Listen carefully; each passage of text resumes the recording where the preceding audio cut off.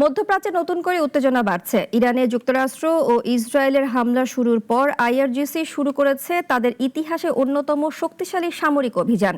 ইরানের রাষ্ট্রীয় সংবাদ মাধ্যমের দাবি, ইসরায়েল ও যুক্তরাষ্ট্রের বিভিন্ন সামরিক স্থাপনা লক্ষ্য করে একাধিক হামলা চালানো হয়েছে। বিস্তারিত জানাচ্ছেন সহকর্মী মোস্তফা কামাল তোহা।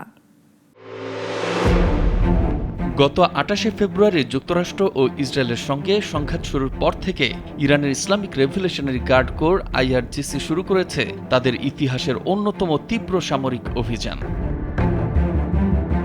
ইরানের সঙ্গে চলমান যুদ্ধে এখন পর্যন্ত প্রায় ১৮০ জন মার্কিন সেনা আহত হয়েছে বলে দাবি করেছে ব্রিটিশ সংবাদ সংস্থা রয়টার্স। মঙ্গলবার রাতে ইসরায়েলের তেল আবিবের দক্ষিণে অবস্থিত হায়ালা স্যাটেলাইট যোগাযোগ কেন্দ্রে দ্বিতীয়বারের মতো হামলা চালিয়েছে আইআরজিসি।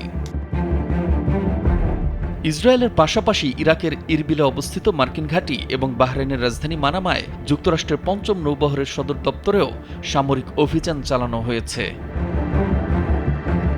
এছাড়াও হামলার লক্ষ্যবস্তুতে ছিল ইসরায়েলের বীর ইয়াকুব, পশ্চিম জেরুজালেম এবং হাইফার বিভিন্ন সামরিক স্থাপনা।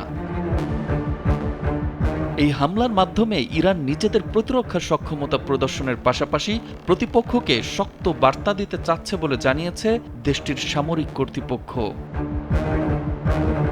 আন্তর্জাতিক বিশ্লেষকদের মতে এ ধরনের লক্ষ্যভিত্তিক হামলা শুধু সামরিক পদক্ষেপ নয়, বরং রাজনৈতিক ও কূটনৈতিক চাপ তৈরির কৌশলও হতে পারে। ইরান সামরিক অভিযানের সময়সীমা বা পরিধি নিয়ে বিস্তারিত কিছু জানায়নি।